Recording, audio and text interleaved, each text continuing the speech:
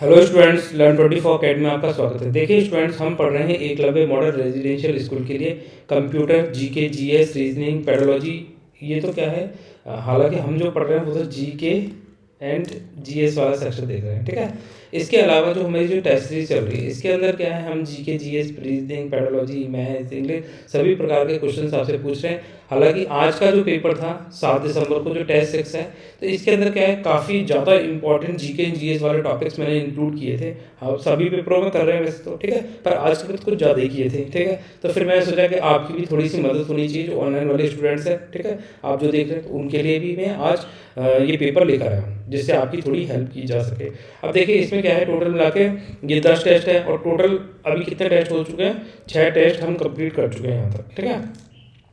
जिसने भी इन टेस्ट में एनरोल नहीं किया वो अभी भी एनरोल कर सकते हैं। आप मुझे व्हाट्सअप कर सकते हैं 8111881610 पे, ठीक है, टेस्ट सीरीज में एनरोल करने के लिए। और ये जो लास्ट के 3 टेस्ट रहेंगे, ये फुल टेस्ट रहेंगे आपके फर्स्ट पेपर के, ठीक है। जो फर्स्ट पेपर में आपके टॉपिक्स हैं उससे रिलेटेड पूरे के पूरे उसी प्रकार से आपको ये पेपर दिए जाएंगे कि आपको बिल्कुल एग्जाम जैसा फील हो, ठीक है। इसके अलावा कोई डेमो टेस्ट देना चाहे तो वो मुझे मैसेज कर सकता है, ठीक है, व्हाट्सअप कर सकता है इस नंबर पे, तो उसको एक पेपर इनमें से कोई भी डेमो टेस्ट के लिए अवेलेबल करा दिया जाएगा, जिससे वो थोड़ा सा अपनी स्किल्स को एनहेंस कर सके, ठीक है। तो आज ये पेपर डिस्कस करते हैं आज का बिना देर के। और देखिए जनरली क्या है, ये इस तरीके से इसमें ही ओमार शीट अटैच रहती है, तो आप चाहें तो ये ओमार शीट में गोले कार्य कर सकते हैं। बताए कैसे करेंगे, आप जैसे मान लीजिए पीडीएफ में जाएंगे तो वहाँ पे एडिटिंग का ऑप्शन आता है, वहाँ पे जैसे आप इसमें काला करेंगे तो इस तरीके से इनको काला कर सकते हैं, ठीक है। गोले भरना चाहे जैसे आप भरना चाहे वैसे इनके गोले भरे जा सकते हैं, ऐसा कुछ भी नहीं है। और या फिर आप ये गोले नहीं भर पा रहे हैं तो आप एक खाली कागज़ लीजिए, क्वेश्चन नंबर 1 डालिए, आंसर लिखिए बी, दूसरा क्वेश्चन लिखिए, आंसर लिखिए सी, ठीक है। और इनका नाम भी लिख सकते हैं, जैसे इसमें लिख रहा है जैसे इज़ है, या फिर इसमें लिख रहा है नीति आयोग है, ठीक है, नीति आयोग। इस तरीके से आप ये पूरा आंसर इस तरीके से लिख सकते हैं, जिससे क्या होगा, आपको ये चीज़ें याद रहेंगी। आप थोड़ा सा प्रैक्टिस करके तो देखें, ठीक है। मैं ये नहीं कह रहा कि हमारी टेस्ट सीरीज है, आप कहीं और से भी टेस्ट सीरीज ले सकते हैं, परंतु आप टेस्ट जरूर दें। आप एग्जाम से पहले अपनी जो तैयारी है उसका आकलन करें। आप खुद को फील होना चाहिए कि आप किस लेवल पे स्टैंड कर रहे हैं। अगर कोई कमी है तो उसको एग्जाम से पहले ही आप उसको ठीक कर सकें, ठीक है। तो ये आपके ऑब्जेक्टिव रहना चाहिए। अब आ जाइए यहाँ पर, आज का जो टेस्ट है इसके अंदर हमने जीके जीएस पे ज़्यादा फोकस किया है, साथ में इंग्लिश पे फोकस किया है, ठीक है। तो देखते हैं कितने क्वेश्चंस कर पाते हैं, जितने भी कर पाएंगे उतनी कोशिश करेंगे। अब देखिए जो पहला क्वेश्चन है आपके लिए वो है, यहाँ पर क्वेश्चन पढ़िए, इस पहले क्वेश्चन को हिंदी में पढ़िए मैंने। हाल ही में शुरू की गई वैभव फेलोशिप योजना किस क्षेत्र से संबंधित है। अब देखिए नाम है Vaibhav fellowship scheme, which was launched recently is associated with which field, ठीक है। अब आपने ये क्वेश्चन पढ़ा, अब बहुत सारे बच्चों को ये नया क्वेश्चन लग रहा होगा और बहुत सारे बच्चे इसके बारे में जानते होंगे। जो बच्चे इस क्वेश्चन के बारे में जानते हैं इसका आंसर कमेंट सेक्शन में लिख दीजिए 10 से 15 सेकंड के अंदर, ठीक है। एक बच्चे ने कमेंट भी करा था कि सर 10 से 15 तो क्या, मेरे तो 2-3 सेकंड के अंदर ही आंसर निकल जाता। तो भाई तुम्हारी तैयारी बहुत अच्छी है और हमारी तरफ से आपको बेस्ट ऑफ लक कि आप बहुत अच्छी तैयारी कर रहे हैं, ठीक है। तो जो बच्चे थोड़ा सा लेट हैं, जो डिले हैं, वो सीख लें, वो भी अपनी तैयारी को इस तरीके से करें कि उनके भी आंसर बिल्कुल क्वेश्चन पढ़ते ही उनका आंसर निकल कर आए। अब देखिए बहुत सारे बच्चों को लग रहा होगा यार इसका आंसर नहीं आता, जब नहीं आता तो आप छोड़ भी सकते हैं, ठीक है। पर इस क्वेश्चन को छोड़ने का लॉजिक नहीं बनता है, क्योंकि इस क्वेश्चन का आंसर क्वेश्चन में से ही निकल जाएगा। अब बताइए फेलोशिप के बारे में कितने बच्चे जानते हैं, फेलोशिप होती क्या है। जब आप पीएचडी करते हैं तो उसे क्या बोला जाता है, फेलोशिप, है ना। तो ये क्या है, रिसर्च, स्पोर्ट्स तो नहीं होगा, एमएसएमई नहीं है, फाइनेंस भी नहीं है, तो आंसर क्या हो जाएगा, बी हो जाएगा। तो कुछ आप एनालिसिस करके भी आंसर तक पहुंच सकते हैं, ठीक है। हालांकि सभी में नहीं पहुंच पाएंगे, पर कुछ क्वेश्चनों में पहुंच जाएंगे। तो वो ये कॉन्फिडेंस कब आता है, ये कॉन्फिडेंस तब आता है जब आपने बहुत कुछ पढ़ रखा हो, बहुत सारे टेस्ट दे रखे हो, ठीक है, अपनी जो तैयारी है उसका आकलन कर रखा हो, थोड़ा कॉन्फिडेंस लेवल आपका ज़्यादा हाई हो, ठीक है, तब आप इस तरह के क्वेश्चन भी निकाल लेते हैं जो बिल्कुल नहीं आ रहे हो, ठीक है। देखिए अब ये जो है इसका आंसर भी आपको दिखा देते हैं, ऐसी बात नहीं है, आंसर भी लेके चलेंगे, ठीक है। तो आंसर ये आपके सामने ये रहा, क्वेश्चन नंबर 1 का आंसर हो जाएगा आंसर बी, ठीक है। तो ये आंसर भी है। ये नेशनल साइंस डे फरवरी 2028 को ये गवर्नमेंट ऑफ इंडिया के द्वारा इसको वैभव फेलोशिप स्कीम को लॉन्च किया गया था, ये थोड़ा सा ध्यान रख सकते हैं। जिसका मेजर ऑब्जेक्टिव है कि जो इंडियंस हैं विदेश में जाके अपने रिसर्च एंड डेवलपमेंट के क्षेत्र में अपना योगदान देना चाहते हैं तो वो दे सकते हैं, ठीक है। तो सरकार क्या कर रही है, इसके लिए आपको एक स्कॉलरशिप प्रोवाइड कर रही है। तो आपको क्या ध्यान रखना है कि राष्ट्रीय विज्ञान दिवस कब सेलिब्रेट किया जाता है, ये इंपॉर्टेंट है, ठीक है। राष्ट्रीय विज्ञान दिवस सेलिब्रेट किया जाता है 28 फेब, ठीक है। 28 फरवरी को इसको सेलिब्रेट किया जाता है हर साल। आ जाइए क्वेश्चन नंबर दूसरा देखते हैं। इस क्वेश्चन का आंसर पढ़िए, इस क्वेश्चन को पढ़िए, मतलब क्वेश्चन नंबर 2, ठीक है। तो which organisation release the women business and the law index, ठीक है। तो ये निम्न यहाँ पर हमने कुछ ऑर्गेनाइजेशन लिखी हैं, तो इनमें से बताइए कि किस संगठन ने महिला व्यवसाय और कानून सूचकांक जारी किया है। ये सब 2023 वाली डेटा लेकर आया हूँ मैं आपके लिए। पिछले एक साल का करंट अफेयर्स आपको बहुत डेप्थ में कराया जा रहा है, जहाँ से हाई प्रोबेबिलिटी है कि आपके क्वेश्चन आने की संभावना बहुत ज़्यादा रहे, ठीक है। तो ये हमारे टेस्ट सीरीज में इंक्लूड करके चल रहे हैं, साथ में ये लेक्चर्स भी आपको प्रोवाइड कराए जा रहे हैं, जिससे आपकी तैयारी में और ज़्यादा एनहेंस की जा सके, ठीक है। आपको मतलब थोड़ा सा कॉन्फिडेंस लेवल बढ़ाया जा सके। देखो मेरा ऑब्जेक्टिव क्या था लेक्चर्स लाने के पीछे, सबसे इंपॉर्टेंट ये था कि हमारे एक स्टूडेंट हैं रेगुलर, ठीक है। स्टूडेंट क्या है, मतलब मैं लेक्चर डाल रहा था, द हिंदू करंट अफेयर्स पढ़ा रहा था। अगर आपने देखा होगा हमारे चैनल पे द हिंदू के करंट अफेयर्स के मैं लेक्चर डाल रहा था, तो उन्होंने कहा सर EMRS के लिए कुछ करंट्स की वीडियो लाइए। तो फिर मैंने EMRS के उनकी सिर्फ डिमांड पर उनके लिए करंट्स के लेक्चर लाए। फिर ये आपको काफ़ी ज़्यादा अच्छे लगे, तो फिर मैंने पूरे ही बना दिए, ठीक है। तो ये इस तरीके से ये आपकी तैयारी को और चांद देने के लिए ही है, आपके लिए ही है। सारी जितनी भी मेहनत हो रही है वो आपके लिए ही है, ठीक है। अगर आप इसका जितना ज़्यादा फायदा उठा सकते हैं, आप उतना ज़्यादा और लोगों से स्कोर अच्छा कर लेंगे, ठीक है। अब यहाँ देखें, विश्व बैंक, विश्व आर्थिक मंच, अंतर्राष्ट्रीय मुद्रा कोष, एशियाई विकास बैंक, बताइए ये वुमेन बिजनेस और लॉ इंडेक्स नाम से रिपोर्ट इनमें से किसके द्वारा जारी की गई है, ठीक है। वर्ल्ड बैंक के द्वारा की गई है, वर्ल्ड इकोनॉमिक फोरम के द्वारा की गई है, इंटरनेशनल मॉनेटरी फंड के द्वारा की गई है, या एशियन डेवलपमेंट बैंक के द्वारा ये रिपोर्ट जारी की गई है, ठीक है। तो देखिए इसका आंसर क्या हो जाएगा, इसका आंसर हो जाएगा ऑप्शन नंबर ए, ठीक है। आ जाइए यहाँ पर, वर्ल्ड बैंक ने करा था इसको, ठीक है। तो ऑप्शन नंबर 2 देखिए, वर्ल्ड बैंक, ठीक है। तो वर्ल्ड बैंक के द्वारा रिसेंटली ये महिला व्यवसाय और कानून सूचकांक, ठीक है, ये रिपोर्ट जारी की गई है, जिसमें ये बताया गया है कि जो भारत में महिलाओं का जो लाइफस्टाइल साइकिल है वो इम्प्रूव हो रही है। तो इसमें जो 100 में से कितना 74.4% वुमेन्स ने स्कोर किया, ये थोड़ा सा ध्यान रखते हैं, ठीक है। तो ये थोड़ा सा ये डेटा इतना डेप्थ में तो नहीं आएगा आपके एग्जाम में, बस ये रिपोर्ट पूछी जा सकती है, तो इस रिपोर्ट का नाम याद रख लें, ठीक है। तो वुमेन का जो कंट्रीब्यूशन है बिजनेस में, तो वो कितना है, 100 में से 74.4% बढ़ रहा है, मतलब ग्रो कर रही है। ऐसा नहीं है कि पीछे रह गई महिला, तो महिलाएं भी मुख्य धारा की तरफ आगे आ रही हैं इंडिया में, ये थोड़ा सा ये बता रहा है, ठीक है। अब आइए नेक्स्ट चलते हैं क्वेश्चन नंबर 3। क्वेश्चन नंबर 3 है, which institute has launch the integrated teachers education programme, ठीक है। तो इस क्वेश्चन की प्रोबेबिलिटी हाई है। ये क्वेश्चन इस तरीके से जो एजुकेशन से रिलेटेड है वो तो बहुत हाई क्वेश्चन है, ठीक है। तो ये क्वेश्चन तो आपका गलत नहीं होना चाहिए। अगर ये क्वेश्चन आपका, देखो ऊपर वाले दोनों क्वेश्चन गलत हो जाए कोई बात नहीं, ये वाला क्वेश्चन भी वैसे गलत नहीं होना चाहिए, एजुकेशन से रिलेटेड है। तो जो भी क्वेश्चन एजुकेशन से रिलेटेड है वो तो आपका बिल्कुल गलत नहीं होना चाहिए, वो आपके गलत हो रहा है तो इसका मतलब है आपकी तैयारी बहुत थोड़ी कम है, ठीक है। थोड़ा उसको और इम्प्रूव करें। अब जैसे ये क्या है, टीचर्स एजुकेशन प्रोग्राम ITEP की बात करता है, तो इसको कौन से इंस्टीट्यूट के द्वारा लॉन्च किया गया ये पूछ रहा है, ठीक है। तो किस संस्था ने एकीकृत शिक्षा कार्यक्रम ITEP लॉन्च किया है, ठीक है।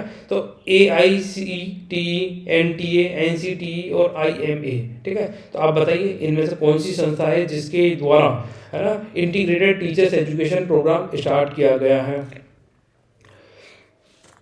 तो कमेंट सेक्शन में लिखें इसका आंसर, 10 से 15 सेकंड में मैं इसका आंसर आपको बताता हूँ। देखो इसको स्टार्ट किया है NCTE ने, ठीक है। तो national council for teachers education, ठीक है। ये अच्छे से याद कराइए, हमने आपको पढ़ाई भी है। National council for teachers education आपको पढ़ाया गया है, ऐसा नहीं है कि आपको इसके बारे में नहीं बताया था, ठीक है। तो ये टीचर्स को क्या करता है, ट्रेनिंग देने का कार्य करती है, ठीक है। तो ये इंटीग्रेटेड टीचर्स एजुकेशन प्रोग्राम है। 57 टीचर्स एजुकेशन इंस्टीट्यूट मिलकर क्या है, टीचर्स को ट्रेन करने का कार्य करेंगे। न्यू एजुकेशन पॉलिसी में इसको इंक्लूड किया गया है, ये थोड़ा सा ध्यान रख सकते हैं, ठीक है। तो कौन टीचर्स को ट्रेन करता है, NCTE, ठीक है। नेशनल काउंसिल की फुल फॉर्म याद रखनी है, NCTE की national council for teachers education, ठीक है। आ जाइए यहाँ पर क्वेश्चन नंबर 4 देखिए। अब क्वेश्चन नंबर 4 है, India adopted the Viratnagar declaration, ठीक है। तो ये जो विराटनगर डिक्लेरेशन है ये कहाँ, ये क्या है, कौन सी कंट्री के साथ हमने इसको साइन किया है, बांग्लादेश, नेपाल, फ्रांस, जापान, ठीक है। बताइए भारत ने किस देश के साथ विराट नगर घोषणा को अपनाया है। इंपॉर्टेंट हो जाता है, इस तरह के क्वेश्चन भी पूछ लेते हैं कई बार, ठीक है, कहीं भी पूछा जा सकता है, किसी भी एग्जाम में इस तरह के क्वेश्चन आ जाते हैं। तो हमने बांग्लादेश, नेपाल, फ्रांस या जापान के साथ, इनमें से कौन सी कंट्री के साथ में विराट नगर डिक्लेरेशन साइन किया है, बताओ। तो इसका आंसर हो जाएगा, देखो ऑप्शन नंबर बी, नेपाल। ठीक है, याद रखें। आ जाइए इसके बारे में देखो, थोड़ा सा बताते हैं आपको। अब देखिए ये विराट नगर डिक्लेरेशन क्या है। इसमें नेपाल एंड इंडिया ने जो लिटरेचर फेस्टिवल है उसको जॉइंटली सेलिब्रेट किया है, ठीक है। तो विराट नगर कहाँ है, मेट्रोपॉलिटन सिटी है कहाँ की, नेपाल की। और कौन सा हो गया, भारत का कौन सा था, भारत के मेरठ का क्रांतिधार साहित्य अकेडमी, ठीक है। तो क्रांतिधार लिटरेचर अकेडमी ऑफ मेरठ, ठीक है, ये थोड़ा ध्यान रखना। तो हमारे कौन सा शहर है, मेरठ, और वहाँ का कौन सा है, नेपाल का विराट नगर। ये 2 नगर है, ये थोड़ा सा ध्यान रखना है, ठीक है। तो क्रांतिधार साहित्य अकेडमी के द्वारा ये लिटरेचर फेस्टिवल सेलिब्रेट किया गया। इंडिया नेपाल मिलकर दोनों क्या करेंगे, लिटरेचर को प्रमोट करेंगे, ठीक है। तो जो लिटरेचर को प्रमोट मतलब लिटरेचर फेस्टिवल में पार्टिसिपेट करेंगे मिलकर, पढ़ने की जो उत्सुकता है वो बढ़ाई जा सके, साहित्य के प्रति लोगों का रुझान मतलब उनको आकर्षित किया जा सके, ठीक है। तो इसको ध्यान में रखते हुए ये विराट नगर डिक्लेरेशन साइन किया गया इंडिया और नेपाल में, ये थोड़ा सा ध्यान रख सकते हैं, ठीक है, साहित्य के प्रति। आ जाओ क्वेश्चन नंबर 5 करिए। क्वेश्चन नंबर 5 देखिए, Which institution released the State of School Feeding Worldwide 2022 report, ठीक है। तो किस संस्था ने the state of school feeding world wide 22 report जारी की है, ठीक है। यहाँ पे आपके सामने 4 संस्थाएं, बताइए इनमें से कौन सी है। वर्ल्ड फूड प्रोग्राम है, वर्ल्ड बैंक है, यूनिसेफ है और एशियन डेवलपमेंट बैंक है। तो आपको बताना है कि state of school feeding world wide 22 report. अब देखो यहाँ पे क्या है, स्कूल फीडिंग की बात कर रहा है, तो ये काफ़ी ज़्यादा इंपॉर्टेंट हो जाती है। अगर आपको ये क्वेश्चन नहीं आ रहे तो आप सोचिए आपकी तैयारी अभी थोड़ी सी कम है, आपको और ज़्यादा इस पर फोकस करने की ज़रूरत है, जिससे आप और लोगों से ज़्यादा आगे निकल सकें। तो वर्ल्ड फूड प्रोग्राम, आंसर क्या हो जाएगा, आंसर ए हो जाएगा। वर्ल्ड फूड प्रोग्राम के द्वारा इसको स्टार्ट किया गया है। ना वर्ल्ड विश्व बैंक नहीं है, ठीक है, यूनिसेफ भी नहीं है और एशियन डेवलपमेंट बैंक भी नहीं है। आइए इसका आंसर भी देखते हैं क्वेश्चन नंबर 5 का। क्वेश्चन नंबर 5 ये रहा, पढ़ लीजिए, आप इसका स्क्रीनशॉट भी ले सकते हैं, हालांकि आप कहेंगे तो मैं इसकी PDF आपको अवेलेबल करा दूंगा, ठीक है। तो वर्ल्ड फूड प्रोग्राम, ठीक है, तो इसमें रिपोर्ट का टाइटल का नाम दिया गया है the state of school feeding world wide 2022 was release recently by the world food programme के द्वारा इसको रिलीज किया गया है। तो ये थोड़ा सा ध्यान रख सकते हैं, कई बार इस तरह के क्वेश्चन भी पूछ लेते हैं यार, आप है ना, थोड़ा सा ध्यान रखना है आपको। जो आपके स्कूल से एजुकेशन से रिलेटेड जितने भी करंट अफेयर्स के टॉपिक हैं वो सब आपके कवर होने चाहिए यार, इस तरीके की तैयारी होनी चाहिए। मैं सब पढ़ के आया हूँ, अब पूछो कहाँ से पूछोगे आप, ठीक है। तो ये अगर आपकी फीलिंग है अंदर से, एग्जाम से पहले ये चीज़ निकल कर आ रही है, तो आप और लोगों से आगे निकल जाएंगे। और जिन भैया का कल है ना बहुत अच्छा पेपर जा रहा था, ठीक है, कल हमने जो डिस्कशन करा था और जो बोल रहे थे 3 से लेकर 4 सेकंड में जिनके आंसर आ रहे हैं, मतलब विद इन 10 to 15 सेकंड ही आंसर आ जा रहे हैं और बहुत ईजी क्वेश्चन है। आज बताओ उनको क्वेश्चन कैसे लग रहे हैं, ठीक है। आज उनके लिए थोड़े से ये भी इजी होंगे यार, आपने तैयारी अच्छी करी है तो, ठीक है। बताइए कमेंट सेक्शन में लिख के कि ये क्वेश्चन का लेवल किस तरह का है, और जिनको नहीं आ रहे हैं वो भी बताइए। देखो आ रहे हैं नहीं आ रहे हैं, आपको क्वेश्चन पेपर का लेवल कैसा लग रहा है, पहले तो ये बताइए क्या ये आपके एग्जाम पॉइंट ऑफ व्यू से फ्रूटफुल है कि नहीं है। हालांकि हमारी जो रिसर्च टीम है वो इतना डेप्थ में जाके चीज़ें ढूंढ रही है कि जिससे आपको क्या होगा एग्जाम में बहुत अच्छा बेनिफिट मिल सके, ठीक है।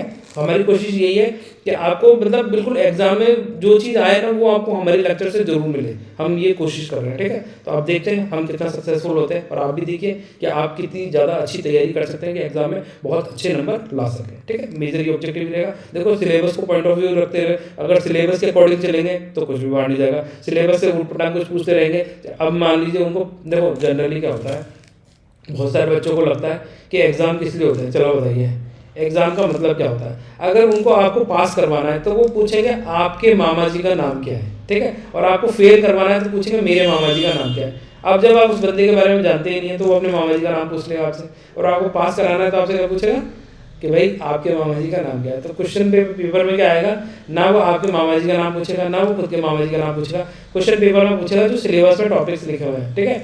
अगर उसने आपके मामा जी का नाम पूछ रहा है और या फिर अपने मामा जी का नाम पूछ रहा है और सिलेबस में नहीं है तो ये आउट ऑफ द सिलेबस हो जाती हैं चीज़ें, ठीक है। और आउट ऑफ द सिलेबस आ जाएगी तो वो क्या करना, छोड़ आना उसको, मतलब अटेंड मत करना अगर आपको नहीं आता हो। देखो दूसरी इंपॉर्टेंट चीज़ ये है कि जितने क्वेश्चन आते हों पहले सबसे पहले वो कवर कर लें, ठीक है। जिन क्वेश्चनों में आपको 50% डाउट हो, 50% लग रहा हो कि मुझे आता है, इसका आंसर यही होना चाहिए, तो आप उसको अटेंड कर सकते हैं। परंतु जिस क्वेश्चन के बारे में आपको हवा ही नहीं लग रही, आपने सुना ही नहीं है, उस क्वेश्चन को बिल्कुल भी अटेंड नहीं करना है, ठीक है। क्योंकि क्वेश्चन अटेंड ना करके भी आप क्या होता है ज़्यादा नंबर ला सकते हो, और क्वेश्चन अटेंड कर लेंगे वो फर्जी सा क्वेश्चन तो वो आपको एक नेगेटिव करवा देगा। ऐसे मान लीजिए 20 क्वेश्चन आ गए, है ना, 20 क्वेश्चन ऐसे आगे मान लीजिए जिन क्वेश्चनों के बारे में आपको कोई हवा ही नहीं लग रही है, तो ये 20 क्वेश्चन क्या होगा, आप नेगेटिव कर पाएंगे, ठीक है। तो ये थोड़ा सा ध्यान रखें इनको, ये तो जाएंगे ही जाएंगे, इनके साथ में सही वाले और चले जाते हैं, इसलिए नेगेटिव मार्किंग से हमेशा बचने का ट्राई करना चाहिए, ठीक है। तो आ जाइए यहाँ पर, which union ministry launched the national action plan to combat desertification and land degradation through the forestry and interventions, ठीक है। तो बताइए किस केंद्रीय मंत्रालय ने वन की हस्तक्षेप के माध्यम से मरुस्थलीकरण और भूमि क्षरण से निपटने के लिए राष्ट्रीय कार्य योजना शुरू की है, ठीक है। तो मिनिस्ट्री ऑफ पावर है, ministry of new and renewable energy है, ministry of environment forest and climate change है, मिनिस्ट्री ऑफ पॉवर। अब देखो ये जो क्वेश्चन भले आपने नहीं पढ़ा हो, पर इसको आप थोड़ा सा अपना खुद का मतलब थोड़ा सा IQ लगाएंगे, थोड़ा सा सोचेंगे तो आप इसको कर जाएंगे। किस चीज़ से रिलेटेड है, नेशनल एक्शन प्लान की बात करता है, कॉम्बैट डेजर्टिफिकेशन, मतलब हमें मरुस्थलीकरण का जो प्रसार हो रहा है ना, मरुस्थल का जो प्रसार हो रहा है, मरुस्थलीकरण हो रहा है, उसको रोकने के लिए हम क्या, कौन सी हो सकती है मिनिस्ट्री बताओ। पावर मिनिस्ट्री बिजली वाली काम करेगी, इसमें न्यू एंड रिन्यूएबल एनर्जी काम करेगी, जो फॉसिल फ्यूल्स को खत्म करके हम किस पे शिफ्ट होना चाहते हैं, हम सौर ऊर्जा, विंड ऊर्जा, है ना, इस पे शिफ्ट होना चाहते हैं। तो ये कौन सी रिन्यूएबल एनर्जी की बात करता है, और या फिर environment forest and climate change की बात करेंगे, ठीक है। तो climate change forest and environment करेगा क्या, ये वाली मिनिस्ट्री करेगी, या कोल मंत्रालय के द्वारा किया जाएगा। ये बिल्कुल देखो इजी सा क्वेश्चन, आंसर देंगे 2 सेकंड में आ जाएगा आपको, ठीक है। तो आंसर क्या होना चाहिए जरूर बताओ कमेंट सेक्शन में। तो इसका आंसर ऑप्शन सी ही होगा, ठीक है जनरली। तो इस तरह के जो क्वेश्चन हो उनको जरूर करके आना है आपको एग्जाम में, है ना। तो करके आएंगे कि नहीं करके आएंगे बताओ, कमेंट सेक्शन में लिख के बताएं मुझे यार। आप कमेंट करोगे तभी तो मुझे पता चलेगा आप कितना सीरियस हैं, एक्टिव हैं, ठीक है, चीज़ों को लेकर। अब आ जाइए क्वेश्चन नंबर 6 पर। देखिए question ministry of environment forest and climate change बात करता है, ठीक है। तो इसमें क्या है कि अरावली, हमारे देखो राजस्थान का मैप आप सभी जानते होंगे कि राजस्थान का मैप कुछ इस तरह का है, ठीक है।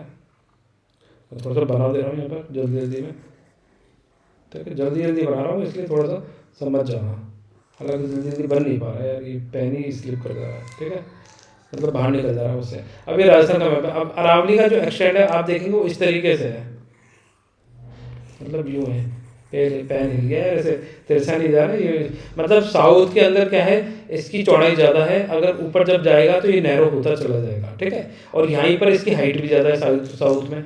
तो अब क्या है अरावली के जो 5 किलोमीटर का सराउंडिंग का क्षेत्र है, ठीक है, तो इसको क्या है बफर एरिया डेवलप कर देंगे, जिसको अरावली ग्रीन वॉल प्रोजेक्ट के नाम से जाना जाएगा, ठीक है। तो इसमें क्या कर रहे हैं कि अरावली के चारों तरफ क्या करेंगे 5 किलोमीटर का दायरा, जैसे अरावली जैसे माउंटेन्स है तो उसके 5 किलोमीटर के दायरे को एक बफर जोन डेवलप किया जाएगा। और वहाँ पे क्या होगा, जो डेजर्टिफिकेशन या फिर लैंड डिग्रेडेशन हो रहा है तो उसको रोकने का प्रयास किया जाएगा। साथ में एक ग्रीन वॉल प्रोजेक्ट बनाया जाएगा, यहाँ पर ग्रीन फोकस किया जाएगा, प्लांट एंड पौधों को यहाँ पर लगाया जाएगा, जिससे वहाँ पर एक हरियाली उत्पन्न की जा सके। उत्पन्न तो क्या करेंगे, हरियाली नुमा मौसम, मतलब मौसम तो नहीं, हरियाली नुमा एनवायरनमेंट बनाया जा सके, ठीक है। हरियाली नुमा एनवायरनमेंट बोलेंगे, इसको बोलेंगे ग्रीन एरिया डेवलप किया जा सके, ठीक है। थोड़ा सा ध्यान रखें, कई बार हो जाते हैं यार चीज़ें हो जाती है, ठीक है। आ जाओ क्वेश्चन नंबर 7 करते हैं। बताओ क्वेश्चन नंबर 7 हो गया, इसमें क्या है गज उत्सव 2023, ठीक है। तो गज उत्सव 2023 है क्या, देखो गज से हमें पता है कि हाथी की बात कर रहा है, अगर हम इसे इंग्लिश में भी पढ़ेंगे तो ये टाइगर, एलिफेंट, लायन या फिर ग्रेट इंडियन बस्टर्ड में से क्या होगा आप खुद सोचो, ठीक है। तो इतना इजी क्वेश्चन भी आपके एग्जाम में आने की संभावना हो सकती है, ऐसा मत समझिए कि नहीं आएंगे इजी क्वेश्चन। इजी क्वेश्चन आते हैं कुछ एक आध, वो इसलिए आते हैं कि हर बच्चा उसको अटेंड करे, उसको फील करे कि भाई मैं भी एग्जाम में अच्छे क्वेश्चन करके आया हूँ, भले ही वो ज़्यादा क्वेश्चन गलत कर आया है, ठीक है, वो अलग चीज़ है, परंतु उसके लिए भी कुछ क्वेश्चन ऐसे होते हैं कि जो उसे आ रहे होते हैं। ये सभी के साथ होता है। ऐसा ऐसा एक बंदा नहीं होता जिसको एक भी क्वेश्चन नहीं आया, ऐसा तो एक ही नहीं होता होगा, ठीक है। पर वो नेगेटिव जीरो कब होता है, वो नेगेटिव करता जाता है तब उसको जीरो मिल जाता है, वो अलग चीज़ है, ठीक है। Will be organise by the Indian government to mark the 30 year celebration. तो 30 साल के मतलब 30 साल होने पर गज उत्सव 2023 का आयोजन किया गया। तो अब ये जो अगर हम बात करें, है ना, प्रोजेक्ट टाइगर तो नहीं, प्रोजेक्ट एलिफेंट, ठीक है। तो प्रोजेक्ट एलिफेंट कब स्टार्ट हुआ था, ये 1992 में स्टार्ट हुआ था, ये थोड़ा सा ध्यान रख सकते हैं, ठीक है। तो इसका आंसर क्या होगा, प्रोजेक्ट एलिफेंट ही होगा। ये तो आप क्वेश्चन पढ़ते ही 1 सेकंड में समझ में आएगा। गज उत्सव, गज हम बचपन से हिंदी पढ़ते आ रहे हैं, ठीक है। एक आध कोई बच्चा होगा जो इंग्लिश पढ़ रहा होगा, ठीक है, बाकी तो हिंदी पढ़ते ही हैं, तो गज तो हमें आता ही है, ठीक है। नहीं आता, ये लो चलो मैं क्वेश्चन में भी दिखा देता हूँ। देखो, प्रोजेक्ट एलिफेंट 2023 का इनॉग्रेशन किया गया गवर्नमेंट ऑफ इंडिया के द्वारा, 30 साल सेलिब्रेशन कर रहे थे, ठीक है। तो ये 7 अप्रैल 2023 को ये गज उत्सव सेलिब्रेट किया गया। कहाँ पे किया गया, काजीरंगा नेशनल पार्क के अंदर। अभी काजीरंगा नेशनल पार्क कहाँ पड़ता है, आसाम के अंदर, ठीक है। ये थोड़ा सा ध्यान रख सकते हैं। तो ये आंसर हो गया प्रोजेक्ट हाथी के तहत, और हाथी प्रोजेक्ट 1992 के अंदर स्टार्ट किया गया था, है ना। तो ये कुछ इंपॉर्टेंट बात है। अगर हम प्रोजेक्ट टाइगर की बात करें, प्रोजेक्ट टाइगर कब स्टार्ट किया गया था, 1973 के अंदर इसको स्टार्ट किया गया था। तो इस तरीके से कई बार क्वेश्चन पूछ लिया जाता है, तो ये थोड़ा सा ध्यान रख सकते हैं, है ना। प्रोजेक्ट के नाम याद रख लीजिए। आ जाइए क्वेश्चन नंबर 8 करिए, ठीक है।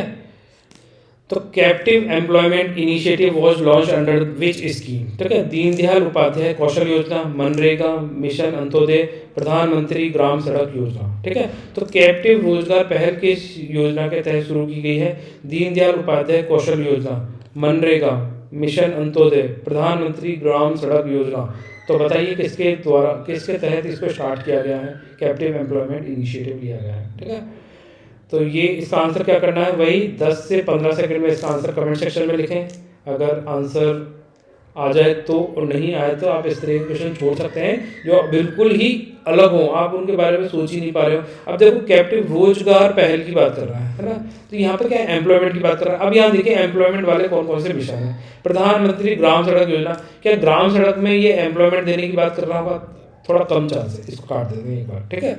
मिशन अंत्योदय, मिशन अंत्योदय में क्या होता है, भोजन दिया जाता है, खाने दिया जाता है, खाद्यान्न दिए जाते हैं, ठीक है। तो ये भी नहीं है, एम्प्लॉयमेंट की बात नहीं करता ये। अब मनरेगा में क्या है, 100 दिन का एम्प्लॉयमेंट दिया जाता है, और उसके लिए तो Mahatma Gandhi national rural employment guarantee act है, ठीक है। इसकी फुल फॉर्म है मनरेगा की, महात्मा गांधी गारंटी, है ना, रूरल एम्प्लॉयमेंट, नहीं, Mahatma Gandhi Mahatma Gandhi national rural employment guarantee act, ठीक है। कई बार स्लिप ऑफ टंग हो जाता है। तो यहाँ पर देखिए Mahatma Gandhi national rural employment guarantee है, यार मैं भूल जा रहा हूँ उसको, ठीक है। देखो मैं दोबारा बोलता हूँ, Mahatma Gandhi national rural employment guarantee act. अब ठीक है, कई बार क्या होता है, कंफ्यूज हो जाता है, ठीक है। तो यहाँ पर अब आ जाइए, Mahatma Gandhi national rural employment guarantee act कब लेकर आए थे, 2005 में स्टार्ट किया गया था, ठीक है। तो अब इसके तहत तो क्या होता है, 100 दिन का रोजगार दिया जाता है, 100 डेज का एम्प्लॉयमेंट दिया जाता है, विद इन 15 डेज दिया जाता है, जॉब कार्ड दिया जाता है, ठीक है। इसमें बात की जाती है कि 5 किलोमीटर के दायरे में ही आपको काम दिया जाएगा, है ना। तो कुछ इसके प्रोविजन हैं। इसके साथ साथ अगर हम बात करें Mahatma Gandhi national rural employment guarantee act, अगर हम इसे राजस्थान के संदर्भ में बात करते हैं, ठीक है। तो राजस्थान में क्या है, इसमें 25 दिन का अतिरिक्त 25 डेज का एम्प्लॉयमेंट दिया जाता है, ठीक है। तो इसमें क्या है, 125 दिन का एम्प्लॉयमेंट कहाँ दिया जाता है, राजस्थान के अंदर दिया जाता है, Mahatma Gandhi national rural employment guarantee act के तहत, ठीक है। तो अब ये थोड़ा सा ध्यान रख सकते हैं। तो यहाँ पे क्या है, ये तो अपनी अलग ही एक स्कीम चल रही है एम्प्लॉयमेंट देने की। यहाँ पे कैप्टिव एम्प्लॉयमेंट की बात नहीं करता, यहाँ पे ये दीनदयाल उपाध्याय कौशल योजना के तहत, है ना, ये एम्प्लॉयमेंट दिया जाता है। अब कौशल का स्किल डेवलप कर दी जाएगी इस तरीके से जिससे उसको क्या है, एम्प्लॉयमेंट मिल सके। तो आंसर क्या हो जाएगा, ऑप्शन नंबर 8 का ए है, ठीक है। आ जाइए यहाँ पर, तो ये थोड़ा सा ध्यान रखना है। 8 का आंसर क्या हो गया, दीनदयाल उपाध्याय कौशल योजना, ठीक है। तो दीनदयाल उपाध्याय कौशल योजना के तहत क्या दिया जा रहा है, कैप्टिव एम्प्लॉयमेंट दिया जा रहा है, सेंट्रल गवर्नमेंट के तहत दी जाती है, ठीक है। तो ये थोड़ा सा ध्यान रख सकते हैं। रूरल एरिया में दिएगा, रूरल जो ग्रामीण यूथ है उसको इसमें ट्रेनिंग दी जाती है, ठीक है। Under this initiative captive employment will be train rural poor youth, ठीक है। तो ग्रामीण जो पुअर हैं, गरीब हैं, युवाओं को इसमें प्रशिक्षित किया जाता है। ये थोड़ा सा ध्यान रख सकते हैं, ठीक है। तो ये थोड़ा सा आपको ध्यान रखना। आ जाइए क्वेश्चन नंबर 9 की तरफ चलते हैं। अब देखिए क्वेश्चन नंबर 9 क्या कह रहा है। क्वेश्चन नंबर 9 कह रहा है Which institution developed a pocket-friendly device to detect the milk adulteration in 30 second? ठीक है, तो इनमें से कौन से इंस्टीट्यूट के द्वारा दूध में मिलावट का पता लगाने के लिए एक पॉकेट फ्रेंडली उपकरण विकसित किया गया है? ठीक है, IISc Bengaluru, IIT Madras, IIT Delhi और NIT तिरुचिरापल्ली। ठीक है, तो तिरुचिरापल्ली आप याद रख सकते हैं। तो ये थोड़ा क्वेश्चन हिंदी में पढ़ लें। किस संस्था ने 30 सेकंड में दूध में मिलावट का पता लगाने के लिए पॉकेट फ्रेंडली उपकरण विकसित किया है? IIT बेंगलुरु, मद्रास, दिल्ली और तिरुचिरापल्ली। ठीक है, तो अब देखो ये पॉकेट फ्रेंडली का मतलब है कि इस तरीके का डिवाइस है कि आप इसको अपने पॉकेट में लेकर घूम सकते हैं।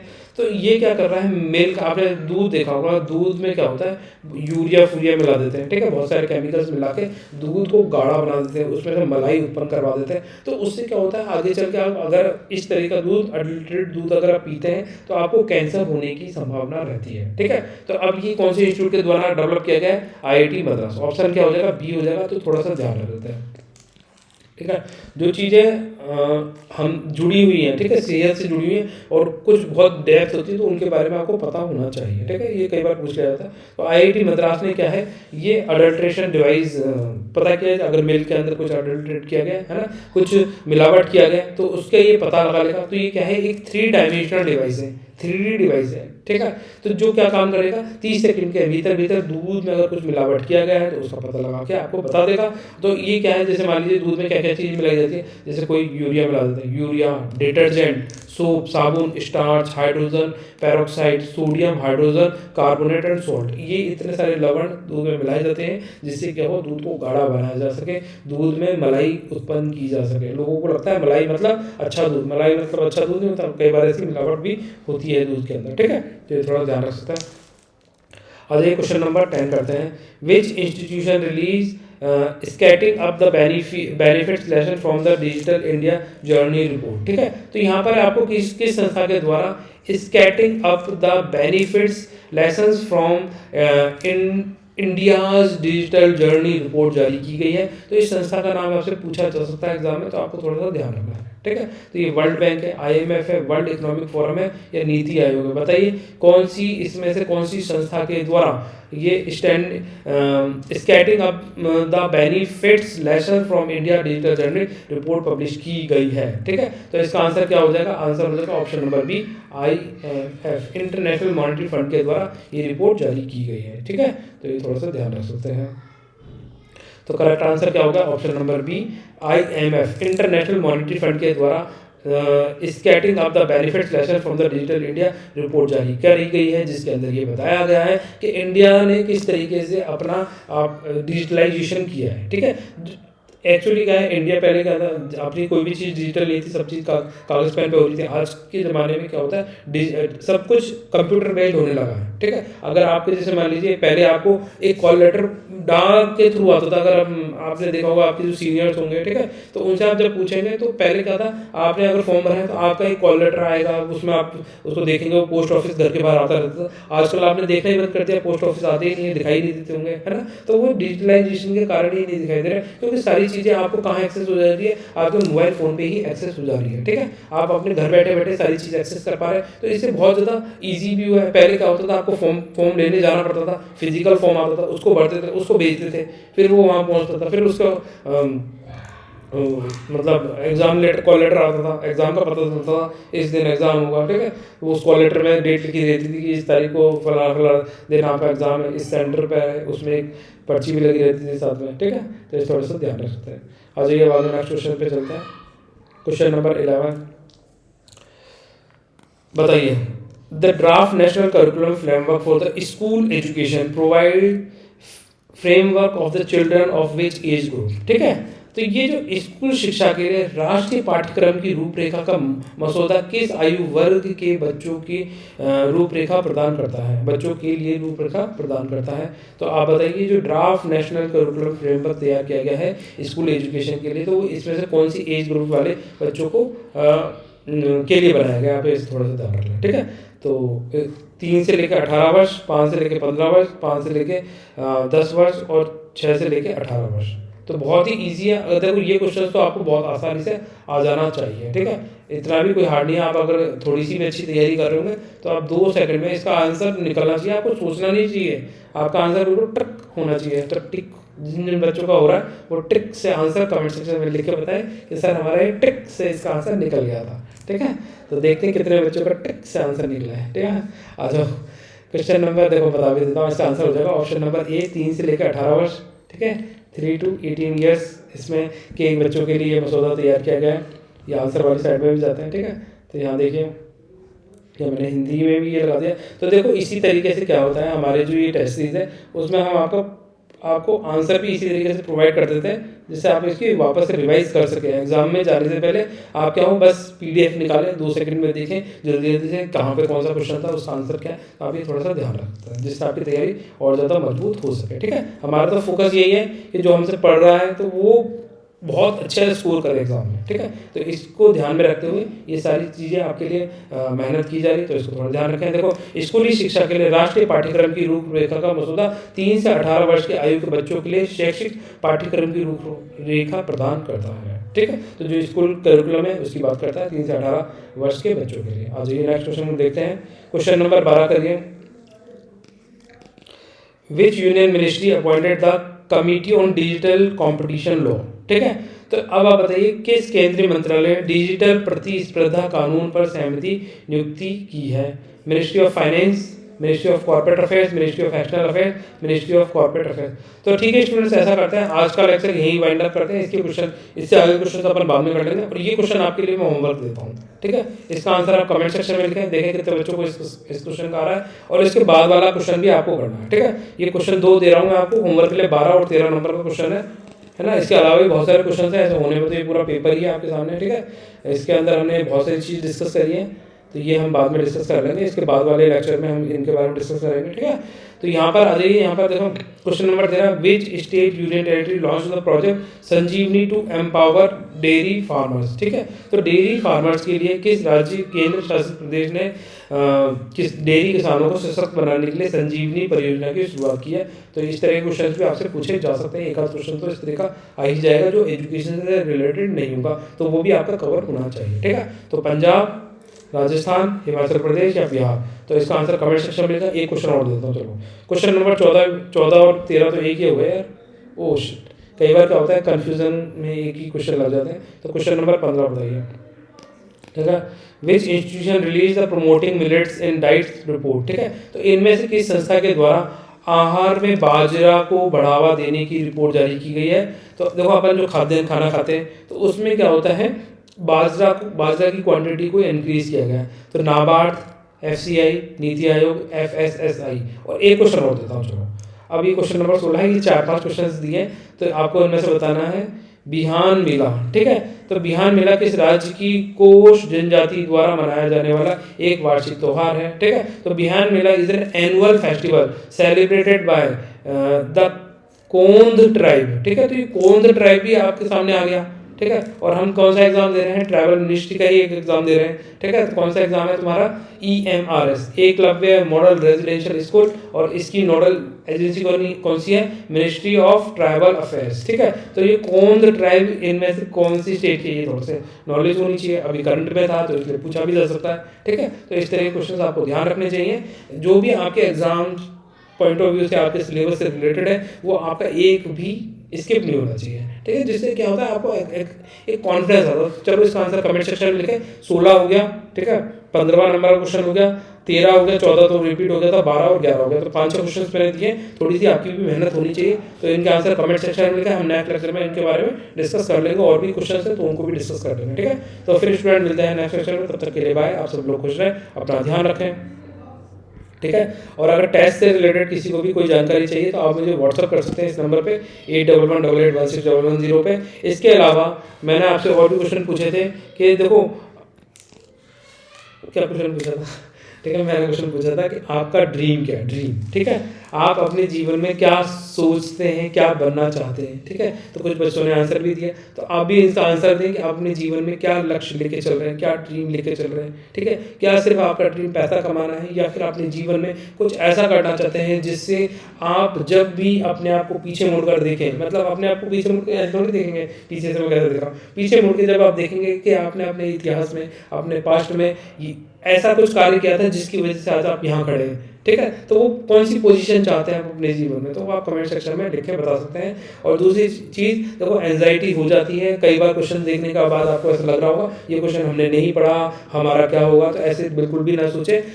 देखो सबके साथ होता है, आपको बस ये रखना है कि आप जो पढ़ रहे हैं ना वो सही डायरेक्शन में पढ़ते रहें, उसका रिवीजन प्रॉपरली करते रहें, तो आप क्या है और लोगों से वैसे भी आगे निकल जाएंगे, और जो आपको एक सक्सेस चाहिए वो आपको आराम से मिल जाएगी, ठीक है। तो फिर भी अगर आपके मन में कोई डाउट है तो आप कमेंट सेक्शन में लिख सकते हैं, आपकी कोई क्वेरीज है, कोई सजेशन देना चाहते हैं तो कमेंट सेक्शन में आप लिख सकते हैं। इसके अलावा अगर आपको वीडियो पसंद आए तो वीडियो को लाइक कर दीजिए, चैनल को सब्सक्राइब कर लीजिए। आपकी कोई क्वेरीज हैं, कोई सजेशन है तो उसके बारे में कमेंट सेक्शन में लिख दीजिए, ठीक है। तो फिर स्टूडेंट मिलते हैं नेक्स्ट लेक्चर में, तब तक के लिए बाय। आप सब लोग खुश रहें, अपना ध्यान रखें।